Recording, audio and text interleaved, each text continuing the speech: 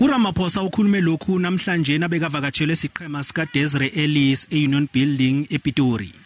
Ngesikhathi bawumtshengisa unongorwana abafike naye ekhethwapha izolo babuyomlwela eMorocco. Kanti nethabo elingakasolo lagcina ukubonwa ngo1996 ngesikhathi bafana ithumba lomhlobo webhigiri iAFCON. I've been told that you get 10 times less than what the men get when they play. And that has to come to an end. We are a non-racial, democratic, and non-sexist country. I am hugely opposed to unequal pay, and it must come to an end.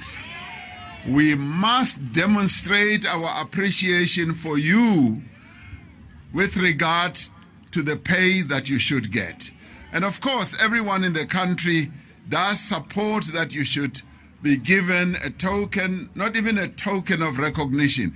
You should be given what you deserve. Ngokunjalo nabanye abongqongqotshe babuka umsebenzi weBanyana. Getting the recognition that they deserve. So I think it's a very beautiful day, beautiful experience, and very heartwarming. It actually confirms that women are actually up to the task as the same as men. It calls on us to start behaving like a nation which has got a conviction of non-racialism.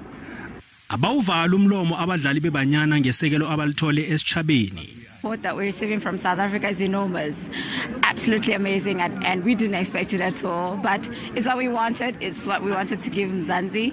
Abadlali beBanyana bathina baqeda ukudla isidlo semini noMengameli baphambukela eSoweto bayokuhlanganyela neMeyara yeJohannesburg.